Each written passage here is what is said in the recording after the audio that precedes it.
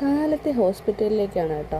എന്തിനാന്ന് വെച്ചാൽ എൻ്റെ കൂടെ പഠിക്കുന്ന പാർവതിയുടെ മൂക്കിൽ ചെറിയ എന്തൊരു പാട്, അതൊന്ന് എടുത്ത് കളയണം. അപ്പോൾ അതിനായിട്ട് അവൾക്ക് ഒറ്റയ്ക്ക് പോകാൻ വയ്യ, പിന്നെ കൂടെ ഒരാളുണ്ടെങ്കിലേ ചെയ്യത്തുള്ളൂ. അപ്പോൾ അവളുടെ വീട്ടിൽ നിന്ന് വരാനായിട്ട് ആളില്ല.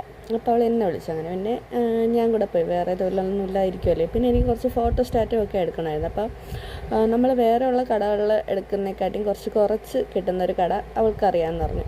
അങ്ങനെ അവിടെ ഫോട്ടോ സ്റ്റാറ്റൊക്കെ എടുക്കണമായിരുന്നു. അതൊക്കെ എടുത്തു. ഇത് ഹോസ്പിറ്റലിൽ അത് പെട്ടെന്ന് തന്നെ കഴിഞ്ഞു കേട്ടോ.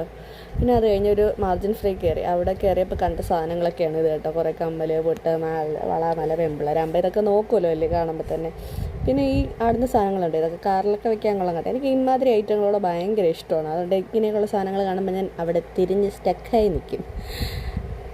എനിക്ക് ഇഷ്ടപ്പെട്ടു കേട്ടോ അടുത്ത ഓരോ സാധനങ്ങളും. പിന്നെ അത് കഴിഞ്ഞ് അവളുടെ അമ്മൂമ്മയ്ക്ക് പഴം മേടിക്കണമായിരുന്നു. അപ്പോൾ അതിനായിട്ടൊരു കൊലക്കടയിലൊക്കെ വന്നു, അതൊക്കെ മേടിച്ചു. ഞാൻ കിളിമാനൂരോട്ട് പോക്ക് കുറവാണ്. ഞാൻ കൂടുതൽ ആറ്റിങ്ങലോട്ടാണ് എല്ലാ കാര്യങ്ങൾക്കും പോകണം. അപ്പോൾ അതുകൊണ്ട് എനിക്ക് കിളിമാനൂർ അത്ര പരിചയമില്ല.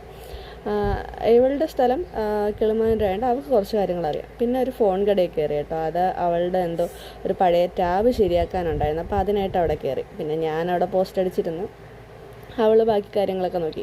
ഇന്നൊരു പ്രത്യേകതയുള്ള ദിവസമായിരുന്നു. എന്താണെന്ന് വെച്ചാൽ എൻ്റെ ഹസ്ബൻഡിൻ്റെ ബർത്ത്ഡേ ആയിരുന്നു. അങ്ങനെ ഒരു ചേട്ടൻ, അമീൻ എന്ന് പറഞ്ഞിട്ടൊരു ചേട്ടനെ ഞാൻ പരിചയപ്പെട്ടായിരുന്നു. അതെങ്ങനെ പരിചയപ്പെട്ടെന്ന് വെച്ചാൽ ചേട്ടന് കുറച്ച് സാധനങ്ങൾ കൊടുത്ത് വിടാനുണ്ടായിരുന്നു. ആ ചേട്ടൻ ഇപ്പോൾ അടുത്തായിട്ടാണ് ചേട്ടൻ്റെ അടുത്തോട്ട് തിരിച്ചു പോയത്. അങ്ങനെ പരിചയപ്പെട്ടതാണ്. പക്ഷേ ആ ചേട്ടൻ്റെ അടുത്ത് എനിക്ക് ഒരുപാട് നന്ദിയുണ്ട്. കാര്യം ഞാൻ ഈ കേക്കും ഷർട്ട്, ഇപ്പോൾ ചേട്ടൻ ഇട്ടേക്കുന്ന ഷർട്ടൊക്കെ ഞാൻ മേടിച്ചു കൊടുത്ത് വിട്ടതാണ് കേട്ടോ. ആ ചേട്ടൻ ഒരു മടിയും കൂടാതെ കൊണ്ടുപോയി എന്നുള്ളത് മാത്രമല്ല, ഇത്രയും എന്താണ് എനിക്കൊരു സർപ്രൈസ് കൊടുക്കാനൊക്കെ പറ്റി. ഒരുപാട് സഹായിച്ചു. ഒരുപാട് നന്ദിയുണ്ട് കേട്ടോ, ഒരുപാട് നന്ദിയുണ്ട്. പിന്നെ എൻ്റെ ഹസ്ബൻഡ് സർപ്രൈസ് ആയതൊന്നും കാണിക്കാത്തത് ആൾ ആക്ച്വലി അങ്ങനെയാണ്. അധികം എക്സ്പ്രഷൻ ഇട്ട് കുളമാക്കാറില്ല. അതുകൊണ്ടാണ് അങ്ങനെ ഇരിക്കുന്നത് കേട്ടോ. ആൾ ഹാപ്പി ആയിരുന്നു, പക്ഷെ അത് പ്രകടിപ്പിക്കാറില്ല. ഞാനങ്ങനെ ആയിരുന്നെങ്കിൽ ഓവർ എക്സൈറ്റ്മെൻ്റ് ഒക്കെ കാണിച്ച് കോളാക്കി ചളാക്കിനി. ഇതായിരുന്നു കേക്ക് കേട്ടോ, ബട്ടർ സ്കോച്ചിൻ്റെ കേക്കായിരുന്നു.